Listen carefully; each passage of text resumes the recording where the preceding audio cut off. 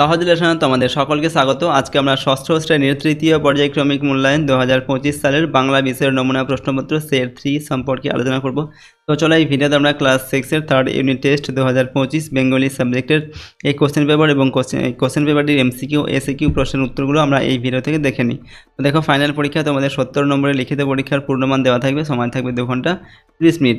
ওকে, এই প্রশ্নোত্তরের পিডিএফ ফাইলগুলো যদি তোমরা পেতে যাও, সহজ লেসন অ্যাপটিকে ইনস্টল করবে। অ্যাপের লিঙ্ক ডেসক্রিপশন বক্সে রয়েছে এবং অ্যাপের মধ্যে সমস্ত সাবজেক্টের chapter wise question answer, suggestion, model question paper সেগুলো কিন্তু দেওয়া থাকবে এবং পিডিএফগুলো তোমরা কিন্তু সেখান থেকে ডাউনলোড করে নিতে পারবে। পেইড কোর্সের মধ্যে কিন্তু এগুলো দেওয়া থাকবে, ঠিক আছে। দেখো, 1 নম্বর থেকে বলা হচ্ছে সঠিক উত্তরটি বেছে নিয়ে লেখো। প্রথমে 11টি প্রশ্নের উত্তর লিখতে হবে। 1 × 11 = 11। একের দাগে একদা যাহার বিজয় সেনানী হেলায় ড্যাশ করিল জয়। তো এখানে অপশান দেওয়া আছে লঙ্কা, ভারত, জাপান। শূন্যস্থানে কী বসবে? লঙ্কা করিল জয়, ঠিক আছে, লঙ্কা হবে। 2 নম্বর মাতৃদৈন্য মোচন করে পুত্র না কন্যা। সঠিক উত্তর হবে পুত্র। 3 নম্বর আমি যেন চলিয়াছি ড্যাশ। এখানে রয়েছে বাহিয়া তরণী একা একা আনমনে। এখানে উত্তর হবে বাহিয়া তরণী। 4 নম্বর দাগে হচ্ছে যতীন দাসের জন্ম হয়েছিল 1903 সালে, 1904 সালে, 1905 সালে। সঠিক উত্তর লিখবে এখানে 1904 সালে যতীন দাসের জন্ম হয়েছিল। 5 নম্বর হাবুর বিপদ গল্পে ক্লাসের মনিটর তিন করি প্রশান্ত না হরিপদ। তো হাবুর বিপদ এই গল্পে ক্লাসের মনিটর হচ্ছেন হরিপদ। 6 নম্বর বিষ্টু পরপর 3 বছর চ্যাম্পিয়ন হয়েছিলেন 30 মাইল, 40 মাইল, 20 মাইল রোড রেসে। সঠিক উত্তর হবে 30 মাইল রোড রেসে। 7 নম্বর ধাতুর সঙ্গে বিভক্তিযুক্ত হয়ে উৎপন্ন হয় বিশেষ্য পদ, ক্রিয়াপদ না অব্যয়পদ। তো ধাতুর সঙ্গে বিভক্তিযুক্ত হয়ে উৎপন্ন হয় ক্রিয়াপদ। 8 নম্বর বাক্যের যে ক্রিয়াপদ কাজটা সম্পূর্ণ করেছে তার নাম যৌগিক ক্রিয়া, সমাপিকা ক্রিয়া, অসমাপিকা ক্রিয়া। তো বাক্যের যে ক্রিয়াপদ কাজটা সম্পূর্ণ করেছে তার নাম হচ্ছে সমাপিকা ক্রিয়া। 9 নম্বর ঘুম থেকে উঠে পড়ো রেখাঙ্কিত ক্রিয়াপদটি যৌগিক ক্রিয়া, যৌগিক, মৌলিক না প্রযোজক। তো উঠে পড়ো এটা হচ্ছে যৌগিক। এরপর সে রোজ সকালে পড়াশোনা করতে বসতো। বাক্যটি হলো সরল, জটিল না যৌগিক। তো সে রোজ সকালে পড়াশোনা করতে বসতো, এটা হচ্ছে সরল বাক্য। 11 নম্বর দেখে গঠনগত দিক থেকে বাক্য হলো 2 প্রকার, 3 প্রকার, 4 প্রকার, 2 প্রকার, 3 প্রকার, 5 প্রকার। তো গঠনগত দিক থেকে বাক্য হলো 3 প্রকার। পরবর্তী প্রশ্ন 2 নম্বর দেখে নিচের প্রশ্নগুলোর অতি সংক্ষিপ্ত উত্তর লিখতে হবে, যে কোনো 13টি। 1 × 13 = 13। প্রথম হচ্ছে হিন্দ নজওয়ান সভাকে প্রতিষ্ঠা করেন। হিন্দ নজওয়ান সভা প্রতিষ্ঠা করেন ভগৎ সিং। হাবুর বিপদ গল্পে নিতাই শাস্তি পেল কেন? তো নিতাই তার মায়ের শরীর খারাপ নিয়ে মিথ্যা কথা বলেছিল, তাই সে শাস্তি পেল। ননিদা নট আউট গল্পে ব্যাটসম্যান ক্রিজ ছাড়ছিল না কেন? তো যদি সে বোল্ড হয়ে যায় তাই। এরপর হচ্ছে ন্যায়ের বিধান দিল। কে ন্যায়ের বিধান দিয়েছিল? তো রঘুমণি ন্যায়ের বিধান দিয়েছিল। এরপর ধরাতল কবিতায় কবি কাদের ভাই বোনের সঙ্গে তুলনা করেছেন? উত্তর লিখবে ধরাতল কবিতায় কবি দুঃখ ও সুখকে ভাই বোনের সঙ্গে তুলনা করেছেন। নেক্সট হচ্ছে কুড়িয়ে তোলে নানা রঙের। কি কুড়িয়ে তোলে? এখানে উত্তর লিখবে নকশা আঁকা ঝিনুক কুড়িয়ে তোলেন। এরপর কোন দুটি মাস বাংলাতে বর্ষাকাল? এখানে উত্তর হবে আষাঢ় ও শ্রাবণ মাস বাংলাদেশে বর্ষাকাল। এরপর হচ্ছে প্রযোজক ক্রিয়া কাকে বলে? উত্তর লিখবে কোনো কোনো ক্রিয়াপদে ব্যক্তি নিজে কাজটা করছে বা ঘটছে না বুঝিয়ে অপর কাউকে দিয়ে করানো বোঝায় তাকে বলে প্রযোজক ক্রিয়া, ঠিক আছে। অর্থাৎ বাক্যের যে কাজটা সেটা কর্তা নিজে না করে অন্য কাউকে দিয়ে যখন করিয়ে নেয় তখন সেটা হচ্ছে প্রযোজক ক্রিয়া। এরপর দেখো 2 নম্বর, যেহেতু প্রচণ্ড বৃষ্টি শুরু হলো সেহেতু বাড়ি থেকে বেরোতে পারলাম না। এটা যৌগিক বাক্যে রূপান্তরিত করতে হবে। তো প্রচণ্ড বৃষ্টি শুরু হলো তাই বাড়ি থেকে বেরোতে পারলাম না, এটা আমরা যৌগিক বাক্যে লিখলাম। এরপর হচ্ছে 10 নম্বর নিত্য সম্বন্ধী সর্বনাম কাকে বলে? যে, সে, যার, তার, এইরকম কতগুলি শব্দ জোড় একটি বাক্যে বসলে আর একটিও বসে, একে নিত্য সম্বন্ধী সর্বনাম বলে। 11 নম্বর দেখে যোজক পদ কি? একাধিক সরল বাক্যকে যে পদ বা পদগুলি দিয়ে জুড়ে একটি যৌগিক বাক্যে রূপান্তরিত করা হয় তাকে যোজক পদ বলে। 12 নম্বর যৌগিক ক্রিয়া কাকে বলে? তো একটার বেশি ক্রিয়াপদ যখন জুড়ে গিয়ে একটাই কাজ বোঝায় এবং প্রথমটি অসমাপিকা ও পরটি সমাপিকা ক্রিয়া হয় তখন তার নাম যৌগিক ক্রিয়া। 13 নম্বর হজ বড়লা গল্পে একজন লোক তেলচোরা নামে কার নামকরণ করেন? দেখো এখানে উত্তর হবে হজ বড়ল গল্পের একজন লোক তেল চোরার নামে দেয়ালের নামকরণ করেন। 2014 নম্বর, কচুরি ক প্রকার ও কী কী? এখানে উত্তর লিখবে কচুরি 4 প্রকার, যথা হিঙের কচুরি, খাস্তা কচুরি, নিমকি আর জিবে গজা। 2015 নম্বর, কচু খায় কারা? উত্তরে বক্তা কি বলেছিল? দেখো উত্তরে বক্তা বলেছিল কচু খায় শুয়োর আর সজারু। 3 নম্বর দেখে নিচের প্রশ্নগুলির সংক্ষিপ্ত উত্তর দাও, যে কোনো দুটির উত্তর লিখতে হবে। 2 নম্বর দেওয়া আছে 3 একে, তার কিনা এই ধুলাই আসন কবির এমন মনে হয়েছে কেন? বাইরে শুধু রঙের তফাৎ, ভিতরে ভেদ নাই। রঙের তফাৎ বলতে কী কবি কী বুঝিয়েছেন? যবে চেয়ে চেয়ে দেখি উৎসুক নয়নে, কবি উৎসুক নয়নে চেয়ে কি দেখেন? নেক্সট হচ্ছে 4 নম্বর দেখে নিচের প্রশ্নগুলির বিস্তারিত উত্তর দাও, যে কোনো দুটি 2 × 2 = 4। হাবু তো প্রথমে রাজি হয়নি। কেন রাজি হয়নি? শুধু ননিদার মুখে কোনো বিকার নেই। ননিদার মুখে বিকার ছিল না কেন? এরপর ভাবলে অবাক হতে হয়, কোন প্রসঙ্গে লেখক একথা বলেছিল? 5 নম্বর থেকে নিচের প্রশ্নগুলোর অতি সংক্ষিপ্ত উত্তর দিতে হবে, যে কোনো একটি। ঠিক আছে, প্রশ্নের মান হচ্ছে 3 নম্বর। এখানে তাকিয়ে দেখি আমার আশেপাশে চারিদিকে ভিড় জমে গিয়েছে, কার কথা বলা হয়েছে? তার আশেপাশে ভিড় জমার কারণ কি? এরপর ন্যাড়াটা খুব অভিমান করে বলল, ন্যাড়াকে সে অভিমান করে কি বলল? 7 নম্বর থেকে নিচের প্রশ্নগুলোর বিস্তারিত উত্তর দাও, যে কোনো দুটি। 5 × 10 নম্বর। তো 7 একে, শেষ পর্যন্ত এলো শেষের সেই ভয়ঙ্কর দিনটা কোন প্রসঙ্গে বলা হয়েছে? ভয়ঙ্কর দিনটার বর্ণনা দাও। 7 2 নম্বর, ওই ভাঁজ তার চিহ্ন।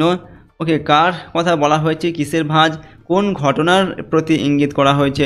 7 3 নম্বর, এরপর বিষ্টু বল ডেলিভারি দিল।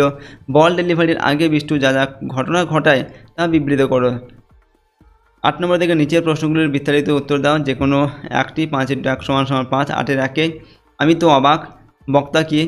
কে কোন ঘটনায় অবাক এবং কেন? এরপর 8 2 নম্বর হচ্ছে সজারু ভয়ানক কাঁদতে লাগলো। সজারু কখন কেঁদেছিল? কেঁদে সে কি বলেছিল?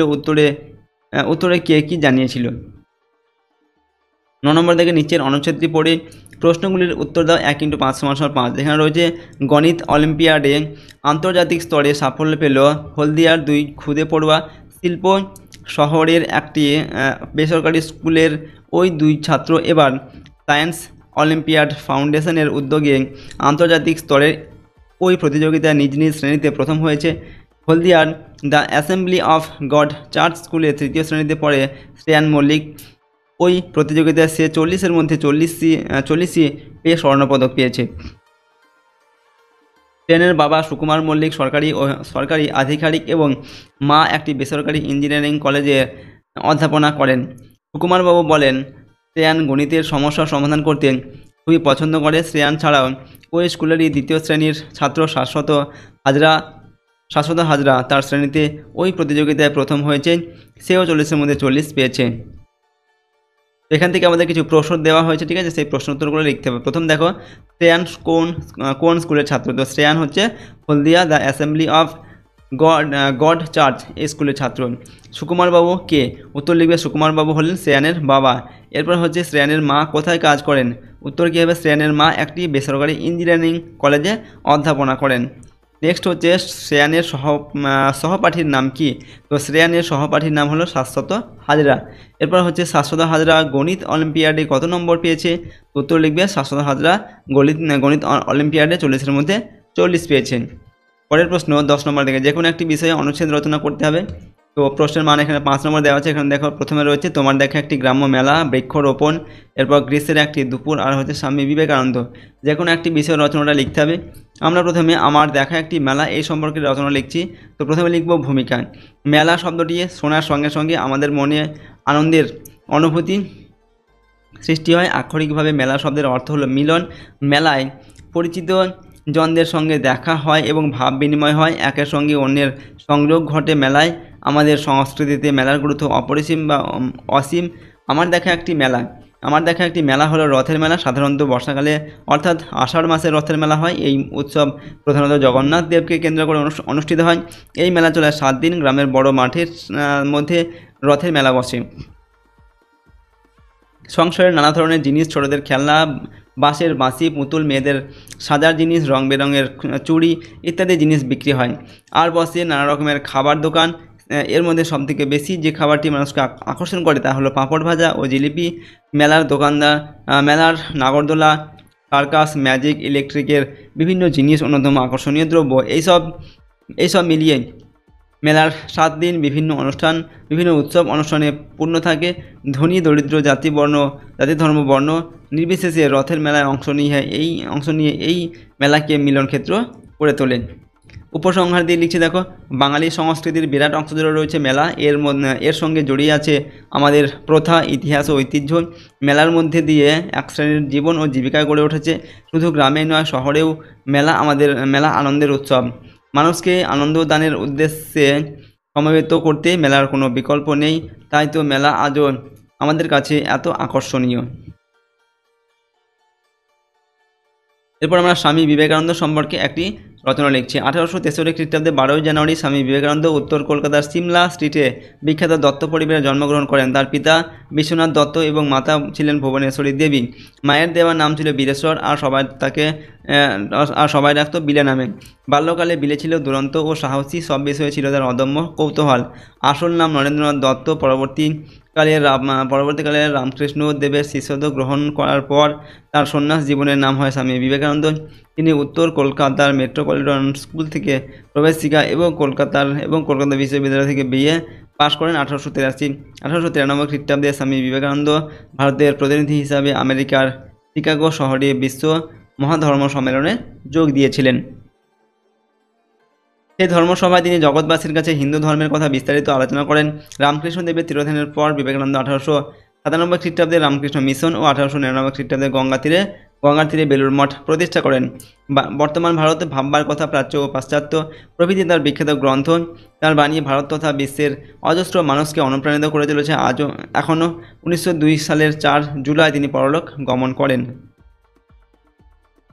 তো আজকে আমরা তোমাদের ক্লাস 6-এর থার্ড ইউনিট টেস্ট 2025 গণিত বাংলা বিষয়ের একটি মডেল প্রশ্নপত্র সম্পর্কে কিন্তু আলোচনা করলাম। প্রশ্নপত্রের এই প্রশ্ন এবং উত্তরগুলো অবশ্যই তোমরা ভালোভাবে প্র্যাকটিস করে রাখবে তোমাদের ফাইনাল পরীক্ষার জন্য। এখানে আমরা 3 নম্বর সেট সম্পর্কে আলোচনা করলাম। এর আগে আরও 2টো সেট তোমাদের দেওয়া হয়েছে, এরপর কিন্তু আরও 2-1টা সেট দেবো। তো প্রতিটা সেট তোমরা প্র্যাকটিস করবে তোমাদের ফাইনাল পরীক্ষার জন্য, তাহলে দেখবে তোমরা এইগুলোর মধ্যে থেকেই পরীক্ষায় প্রশ্ন কমন পাচ্ছ। এবার যে কোনো একটা সেট পড়ে তোমরা কিন্তু পরীক্ষা দিতে যাবে না, তাহলে কিন্তু সব প্রশ্ন সেখান থেকে কমন পাবে না। ওকে, তাই সমস্ত সেটগুলি তোমরা পড়বে এবং এই প্রতিটা সেটের প্রশ্নোত্তরের পিডিএফগুলো পেতে চাইলে সহজ লেসন অ্যাপটাকে ইনস্টল করবে। অ্যাপের লিঙ্ক ডেসক্রিপশন বক্সে দেওয়া আছে এবং পেড কোর্সের মধ্যে এর পিডিএফগুলো দেওয়া থাকবে।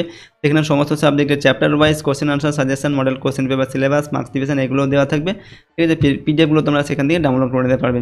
আর যদি আমাদের চ্যানেলে নতুন হও অবশ্যই চ্যানেলটিকে সাবস্ক্রাইব করবে, বেল আইকনে প্রেস করার পর অল অপশানটি সিলেক্ট করবে এবং ভিডিওটিতে লাইক করবে, ভিডিওটিতে আমার বন্ধু বান্ধবের সঙ্গে শেয়ার করবে।